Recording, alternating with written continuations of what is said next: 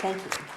Now, I am very happy to answer questions. Yes, and I'm especially interested in starting with a student, if I can find a student, and then we'll be happy to hear from faculty and community members and alumni.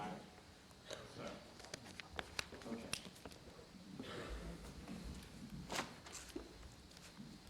You mentioned his immigration beginning. What was his stance on immigration? The question is, I mentioned immigration. And what was his stance? Oh, his stance on immigration. Thank you. I'm sorry, I didn't hear that. Okay. Well, that's an interesting question because it was a little ambivalent, which would not totally make sense for a person who we identify as an immigrant. But I don't know if he ever really thought of himself that way. What's interesting is he didn't, up until the very end of his life, he didn't ever quite 100% feel American. So every once in a while, as a matter of fact, in the last, like 1802, I want to say, so maybe within his last 2 years, he actually writes in a letter, he's watching the nation turn away from what he thought it should be and turn towards Jefferson and Jefferson's vision of what America should be. And he writes in a letter to a friend, "This American world was not made for me," which is an amazing statement for someone who did all the work that he did. But so on the one hand, it's not as though he has a modern sense of who he is kind of as an immigrant. As someone who wanted a kind of manufacturing republic, he certainly appreciated the fact that immigrants could come and could provide labor in some way. But he did not love the idea of these scary ideas that immigrants might bring with them into the new nation, and particularly because immigrants tended to be Republican and not Federalist in their loyalties. So he actually was very distrustful, particularly later on in his politics, of immigrants, which again doesn't make sense since particularly with the play, we think of him as an immigrant, but he was very distrustful. At a certain point, he was trying to figure out how to put the kibosh on immigrants because he thought that they were all voting for Jefferson. I think, what does he say in the letter? He says something like, this is another bad paraphrase, if only Native Americans, meaning born in America, voted in this election, Jefferson might not win. You know, so he's a politician. You know, I mean, it kind of gets to what I was saying before, right? Is on the one hand, we talk about his policies and his beliefs, and on the other hand, you stick him in the moment, and he's grappling and fighting for what he thinks is right, and he's going to respond to that moment, and that's a great example of that. Was Hamilton's fear of the French Revolution a common sentiment amongst American political figures of the era? That's a good question. You guys are asking good questions. Well, I can answer it in a word, yes. But actually, yes. I mean, some people shared it, and the feelings about the French Revolution changed over time.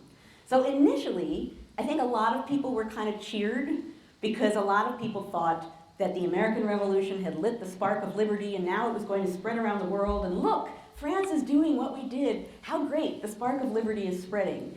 But of course, the French Revolution, the wheels get going and it gets more and more violent and more out of control. And then a good number of people in America get frightened at that.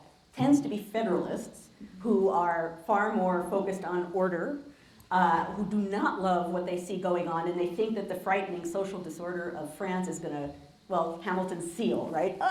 That somehow or other it's gonna find its way back and destroy and contaminate and ruin the Republic. So some people really were frightened by it. Some people held on. You know, Jefferson remained like pretty hopeful about the French Revolution. Well into when it turned a little scary, he still thought, well, spark of liberty, spark of liberty. But that was a huge issue in the mid and late 1790s. I mean, foreign affairs, and particularly France, had a huge shaping influence on domestic politics. So it was a huge, big deal at that time.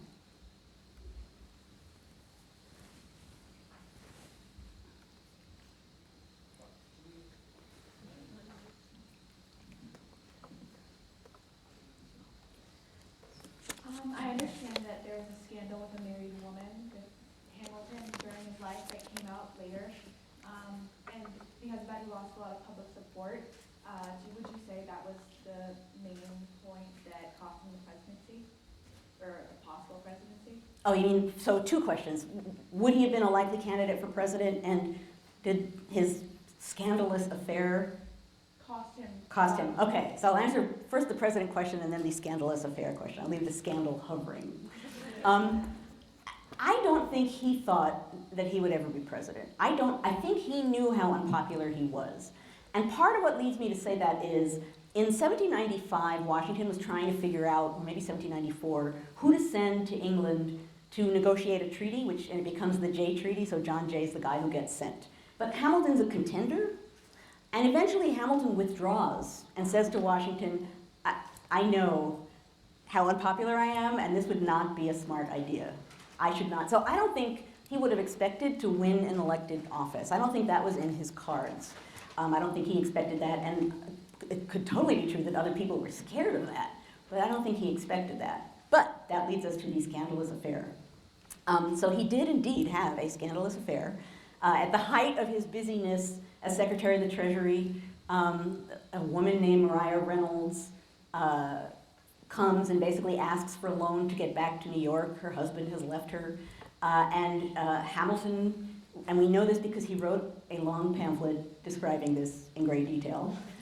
He describes in the pamphlet how he found some money to loan her, and then that evening went to her apartment and was shown up the stairs, and this is my favorite line from the pamphlet, quote, "It quickly became apparent that more than pecuniary consolation would be acceptable." Now, the reason why he writes this in a pamphlet is he gets accused of misusing treasury funds, of maybe engaging in speculation. So, and the evidence comes from this affair. He's making blackmail payments, and people find the blackmail payments and they say, ooh, he's misusing treasury funds.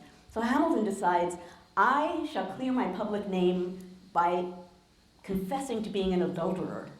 And so the pamphlet, he goes into great detail because he really wants to persuade people, I really was committing adultery, look, I really was, right? I wasn't speculating, look, I have evidence, I went up to her bedroom, like, let me tell you all the details to prove that I was committing adultery. So he writes that pamphlet. This is not a wise thing to do. It does not do his reputation any favors, but I actually think it's the Adams pamphlet that comes a couple years later that really does him in, partly because that's a presidential election that he's helping to tank, and partly because that's dumb pamphlet number 2, right? It's not even dumb pamphlet number 1. I have a small collection at home of pamphlets and things written by Hamilton, and I call it the Dumb Things Hamilton Did collection. And I have a Reynolds pamphlet, and I have the Adams pamphlet, and I have a collection about the duel. So, dumb pamphlet number 2, attacking his own party's candidate. That's when you see people, even his friends, saying things like, one of them, a New York friend, says that Hamilton lacks discretion and is no longer fit to be a leader of party. So I think it was doing that same thing twice. What's really funny is, in the case of that second pamphlet, as I said during the talk, he really did not think he was wrong almost ever. And he sometimes asks for advice, but you can tell he really kind of doesn't care what the person's going to say, except for once or twice.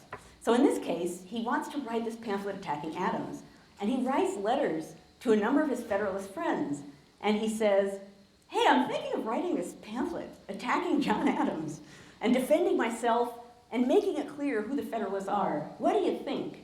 And years ago, I found all of this correspondence between the Federalists who he asked, and what's hilarious is they're all saying to each other, I'm not going to tell him he's wrong. You tell him he's wrong. And no one wants to be the one to come forward and say something. And finally, one guy says, I'll do it. I'll tell him he's wrong. He will never speak to me again, but I will tell him he's wrong. And of course, Hamilton doesn't listen anyway. But it's a very long way of saying, I think dumb pamphlet number 2 really was the clincher, not dumb pamphlet number 1. Yeah, so given Washington's appointments of Jefferson and Hamilton as cabinet members, to what degree do you feel that precedent should have been followed? I feel that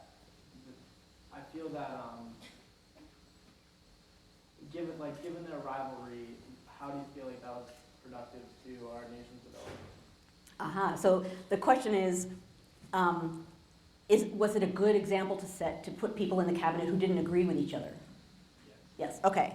Well, part of the answer to that is that no one knew that they didn't agree with each other until they were already there. So, which was a great surprise to all of them. You know, I mean, Washington made Hamilton Secretary of the Treasury. Jefferson was in France. He made him Secretary of State. He told each guy, your job is really important. Both guys write letters basically saying, mine is the most important job in the cabinet. this is all about me. So they both arrived thinking, you know, Hamilton thought he was a kind of prime minister. Jefferson pretty much thought Secretary of State encompassed everything. They were kind of already set up to not get along. And then as the pieces of Hamilton's plan begin falling into place, that's when Jefferson begins to be alarmed. That's when he begins to realize he really doesn't like what he's seeing. He really doesn't like Hamilton's vision. And that's when you begin to get opposition. When you look at, like when Jefferson just comes back from France and he's just starting as Secretary of State, there are letters from Hamilton to Jefferson that are kind of chummy. You know, like, oh, I think I'm doing this. What do you think? Which we would never expect because we see the whole period as Jefferson versus Hamilton. But initially that wasn't the case. And then, of course, they become great enemies. And then there are all of these wonderful letters. I feel so bad for George Washington because, you know, they hated each other. They hated each other's policies. And they sat across this table from each other during cabinet meetings talking to each other. Jefferson complains in letters about what he calls yet another 45-minute jury speech from Hamilton, right? When Hamilton spoke in 45-minute jury speeches. And Hamilton writes a letter to someone saying he can't stand the fact that whenever anything goes against Hamilton in a cabinet meeting, he can see Jefferson across the table smirking at him. So it was really unpleasant. And I don't think, I do think Washington was someone who was very good at taking different opinions and weighing them and coming up with an opinion and a decision. So he was, you know, measured judgment. People always praised Washington's judgment. So I don't think necessarily having different people in the cabinet would have been a deal breaker. And even during the Revolution, that's kind of how he dealt with his generals. He got opinions, he went away, he thought about it, he made up his mind. But I think this particular clash becomes so over the top, personal and extreme, and it begins to go public, that when Washington finds that out, he actually is alarmed. He writes essentially the same letter to both guys, saying in one way or another, don't tear the Union asunder, I think is Washington's language. Like, bad things are happening, you're ripping things to shreds, please stop thinking the worst of each other. And of course, neither guy really listens. You know, Jefferson, they each essentially say, well, it's his fault, not mine. So it doesn't bode well. So he might have, even if he knew they disagreed, he might have both put them there, but maybe not if he knew how personal and nasty and public their disagreement would have gotten.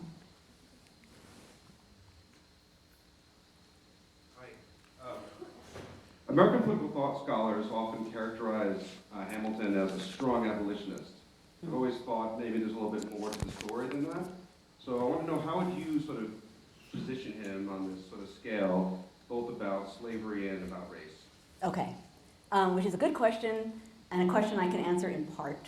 And the Hunting for Hamilton chapter that's going to be about Hamilton and Lawrence is going to delve into Hamilton and slavery, but good. So I can tell you what I know so far. He was definitely anti-slavery, and that's clear from the beginning of the war, when he does indeed support his friend John Lawrence, a fellow aide, plan to arm black soldiers and give them their freedom in return for fighting. So he's anti-slavery, that's clear. And the letter that he writes on behalf of Lawrence is fascinating because he edits it. And the edits reflect him reasoning about race. So he says something like, I think that these enslaved people may be our equal and able to do this. And then he crosses it out and says, probably are equal and are able to do this. So he's kind of grappling and trying to figure it out. And he does belong, is a member of the New York Manumission Society, so he's active in anti-slavery politics. But when you look at the 27 volumes of his papers, when Hamilton was really committed and into something, you couldn't shut him up. And there's not very much there about slavery. So I think he was anti-slavery, I think he worked against it, but I don't think that was like his cause. And I think sometimes people go from he was anti-slavery to he was a trailblazing abolitionist, and I wouldn't go that far.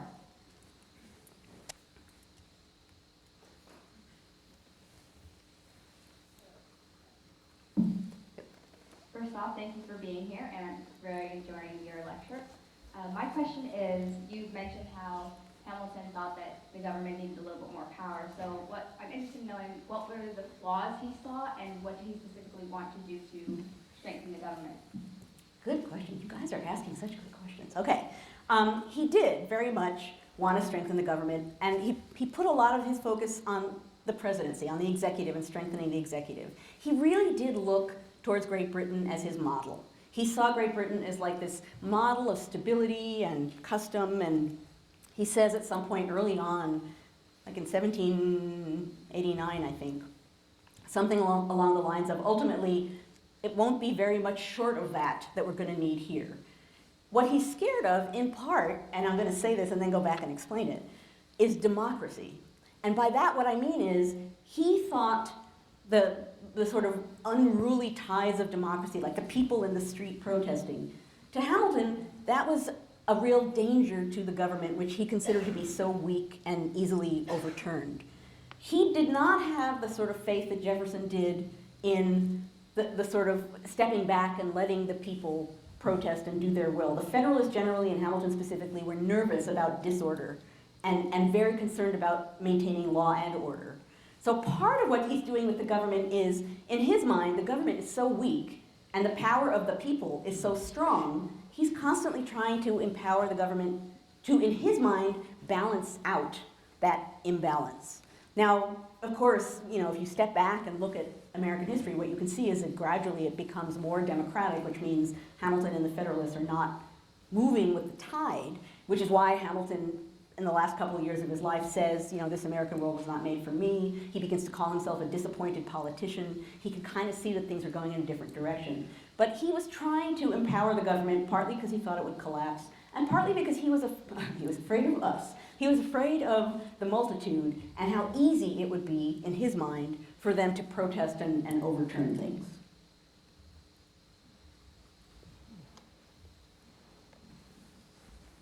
First off, thank you for your talk, not just the content, but the enjoyable style in which you deliver your content. Thank you very much. My question has to do with, given the importance that Hamilton put on a national bank, could you address his relationship with William Dewar and the banking crisis?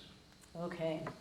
So yes, Hamilton felt that a national bank was vital. He thought it would help the government move funds around. He was excited by the idea that the wealthy and powerful could invest basically their support and money through basically bank stock. So for a bunch of reasons, for government reasons and for sort of general government support reasons, he liked the idea of a bank. William Dewar was like the prince of speculating in a negative way. William Dewar built like this pyramid scheme of speculation in which he was sort of taking and giving and taking and giving and speculating with government money in one way or another. Hamilton knew him, I think, from the war years. And Dewar, I think, when finally this big scandal broke and everything crashed and a lot of people went to ruin when their money was destroyed, when Dewar went to ruin, Dewar writes to Hamilton and basically says, help, I'm going down, you can help me. And there's a really painful letter from Hamilton to Dewar in which he says, I can't, I really can't, I'm really sorry. You're gonna have to go to debtor's prison or whatever happens to you has to happen to you, but I can't step forward in this. Hamilton was very, although everyone always assumed that he was somehow or other misusing government funds or doing something shifty behind the scenes, he really knew that no matter what he did, people would suspect that, so he certainly didn't want to do things that made it look that way. And so people over the years, he had a buddy who wanted him to speculate in lands, and Hamilton said, I really appreciate the sentiment, but if I do anything like that, bad things are gonna happen, and my reputation will go down in flames. But this is a case in which, although he knew Dewar and was friendly with Dewar, and Dewar was talking as though he was an insider with a lot of knowledge, Hamilton had to step away.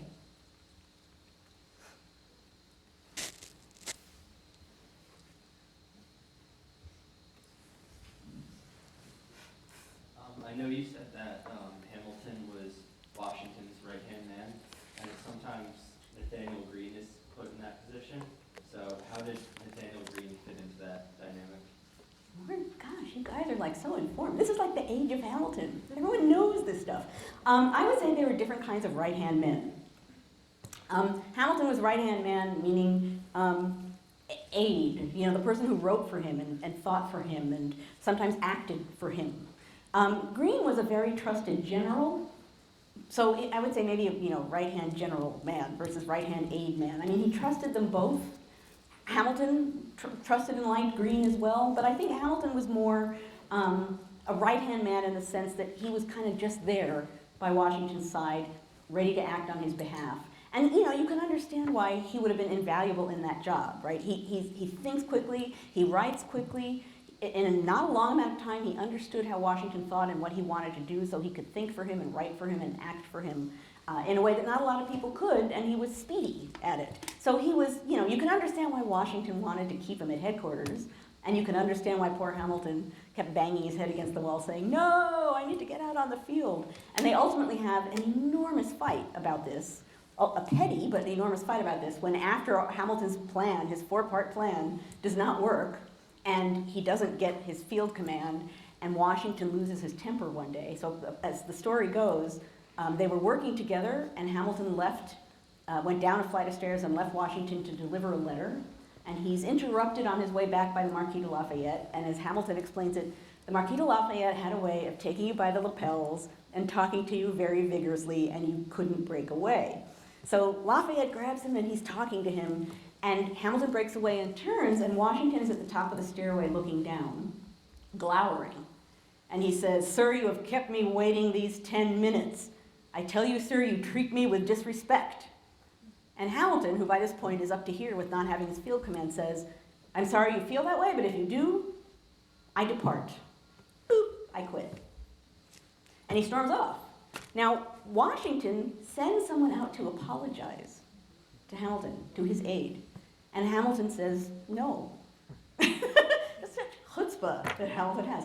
At this point, he's had it, and he basically says, I have to leave. I have to go. I can't stand this anymore. So he's the right-hand man, but he's such a good right-hand man that he's not really allowed to leave. Now they make up, Washington and Hamilton make up, and Hamilton gets his command at Yorktown. But there's a rough patch in there, and there are 2 great letters in which Hamilton explains the fight. There's one to his father-in-law in which he's desperately trying to make himself look good. Like, I know it's going to look really bad that I just had this enormous fight with George Washington and I quit my job. And he's trying to make it look good. And then there's a letter to his friend, another aide, in which he says, the general will be sorry this time for his temper, which is probably what he was really feeling. But at any rate, he was a different kind of a right-hand man, I would say.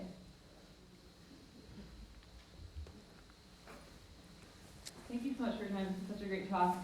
My question has to do with kind of the aftermath of Burr and Hamilton's duel, and kind of I'm wondering what kind of repercussions and consequences Burr faced, because although it was more common to duel than it is now, obviously, how was he accountable for murdering Hamilton? Yeah, which is a really good question. So on the one hand, yeah, there were duels that happened all the time in this period. I suppose you could say it's a little exaggerated, but there were a lot of duels. But what's worth noting is the point of dueling actually wasn't to kill the other person. The point of dueling was to prove that you were willing to die for your name and your reputation. And the vast majority of duels, people didn't get killed. You know, there were a lot of leg wounds or no wounds. You know, so killing someone, in a sense, if you killed someone in a duel, you might be the loser of that duel because the tide could turn against you and you would look like a murderer. So I actually don't think Burr was trying to kill Hamilton, which is kind of tragically sad, but I don't think he was. But at any rate, after the duel, just as I suggested, a lot of people turned against Burr. So Hamilton's friends turned against him, Burr's enemies turned against him. Everyone turns against him and basically says, you evil fiend, you deliberately murdered Hamilton. And particularly in New York, where Burr is at the time, there's tremendous outcry about this. And Burr, he's vice president at the time. He goes on the lam. He runs to South Carolina and hides for a little while. People didn't like Hamilton much in South Carolina, so he's okay down there, actually. They kind of maybe even liked the fact that he eliminated Hamilton, I don't know. But he hides for a while, because in New York they're talking about, you know, bringing him up for murder charges, and all kinds of legal charges are circulating, and even though most people didn't suffer that for dueling, this duel ends up kind of standing out. Now, people tend to, and there's some scholarship in which people tend to think, well, this was such a horrible duel, and it made such an outcry that it ended dueling forever. It did not end dueling forever, by a long shot. There were some anti-dueling societies that kind of banked on it and probably got stronger, but it didn't end dueling. But it didn't do a big bunch of favors for Burr. So Burr, he stays in South Carolina for a while. He finally goes back. He's vice president, so he goes back to presiding over the Senate. There are these amazing letters by Federalists sitting in the Senate, writing to each other and saying, are we going to sit here and be presided over by the guy who murdered our friend? Really? So it's a weird moment. He actually was pretty good at presiding over the Senate. He wasn't a bad vice president, so he finishes his term, and then at this point, his national political career is not so good. In New York, his career now is no longer so good, so he ultimately wanders out west. It's unclear what he's doing out west, but clearly on a certain level he thought, well, there's a new frontier. I will do something out there. I think he possibly thought something weird would be happening down near Mexico, and if he was in the right place at the right time with a bunch of men, he could sort of sweep in and maybe have some position of power in relation to it. It's unclear what he was doing, and of course, he's a very cryptic guy, so he never explained himself. But he gets arrested and tried for treason for those activities. He's acquitted, but then he flees to Europe and stays in Europe for a while, hanging out with William Godwin and Mary Wollstonecraft, and with these really interesting thinkers in Europe. And then after a while, comes back and takes up his law practice again, and sort of goes back to work. But by this point, after that life, he's kind of something of a tourist attraction. And there are actually books that describe, if you go to New York, one of the things you do is you go to his law office and look through the window so that you can say you saw the famous Aaron Burr. So I can't imagine that was a very enjoyable end of life for Burr. So Hamilton, that statement that I wrote in which he describes, this is why I'm fighting, but I'm mostly fighting for those, to be useful in those future crises that seem likely to happen. Burr really, in a way, said, Hamilton set me up by making himself out to be this great martyr. And then, I kill him, and that statement becomes public, and I look even more horrible than I would have been. I don't think that was Hamilton's goal, was, like, I'll really kill him now. But that was the effect of writing that statement. I think we have two more questions we'll do, and then, Hi. I was hoping to not be the first idiot to ask a question about the musical, but here goes, I think. Go for it. So we talked about Hamilton and Jefferson and their rivalry a fair amount. Do you think that the musical kind of, puts forward Hamilton and Hamilton's vision of the country at the expense of Jefferson's, or do you think it kind of treats them pretty fairly? Well, I think, and I kind of, hinted during my talk that it's not really about Hamilton's politics, or for that matter, about Jefferson's politics. It's about Hamilton's life arc. That said, I would say that the play suggests that Hamilton is the forward-looking guy, Hamilton is the modern guy, Hamilton is the anti-slavery guy, and it makes Jefferson out to be the backward-looking guy, the agrarian guy, the pro-slavery guy. And it does sort of create a Jefferson versus Hamilton, future versus past kind of dichotomy. The play doesn't really grapple with politics that much. As I said, it doesn't have to. It's not, it's a piece of musical theater. So, we could engage in a conversation about that. But I would say the play, how do I want to put this? Uncomplicates it. Because Hamilton isn't absolutely forward-looking and Jefferson isn't absolutely backward-looking. You could say Jefferson is the guy who has faith in democracy, that's forward-looking. You could say Hamilton is the guy looking to Great Britain and monarchies as a great model, that's actually not so forward-looking. So the play, I think for dramatic reasons, doesn't deal with that and simplifies it, but I don't think anyone talking about the politics of the period in any detail would buy into that dichotomy the way it appears in the musical.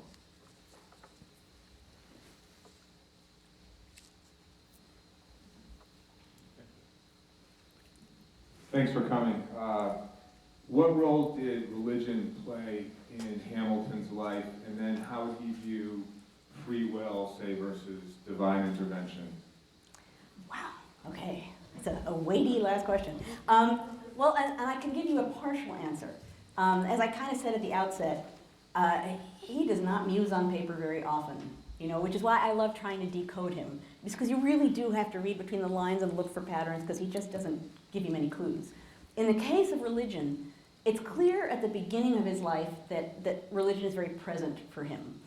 The letter that he writes that gets him out of the Caribbean and into North America is very religious in cast. You know, it's not just about a hurricane, but it's, you know, oh, vile worm, you know, God's will has come down and we, humanity, are the vile worm. So he's very religious-minded. As I said before, when he's at King's College, people kind of note that about him. But when you look at his correspondence, that goes away pretty quickly.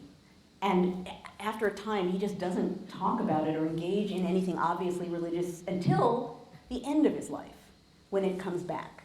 And so his last, I would say, maybe 3 or 4 years, it's very clear, and again, this is the moment where he feels disappointed politician, this American world was not made for me. He begins to turn back to religion. Elizabeth Hamilton was extremely religious and had, I think, a pretty big library of religious volumes. It's unclear, again, how Hamilton did or didn't engage with them, but he becomes much more engaged religiously in those last years. And then, of course, when his son, Philip, is killed in a duel in 1801, I think that really kind of puts him in a, you know, we live in a world where horrible things happen and there's nothing that we can do but step back and accept that it happens. Those last few years are dark, and religion, although you get a sense on some level it's comforting to him, on some level it really isn't comforting to him. And then, of course, his final moment, there's a final sort of religious kerfluffle at the end there because he committed a duel. That is not a particularly Christian thing to do. He wants, you know, a priest, he wants someone by his bedside to, you know, give him last rites. There are some who don't want to come because he's a duelist. And so there's this last moment in which he actually has to struggle to figure out a way to settle himself in a way that he feels he's bringing his life and his religion, his principles to a close. But so it's kind of like there's religion at the beginning and then this vast sort of, I'm a busy guy and I'm not going to stop to muse about this on paper. I don't know beyond paper what there is. And then at the end it kind of comes crashing back on him, but not in a satisfied and calming kind of a way, but in a kind of, I'm reaching for help kind of a way. Okay, well, thank you guys. Those were amazing questions. Thank you.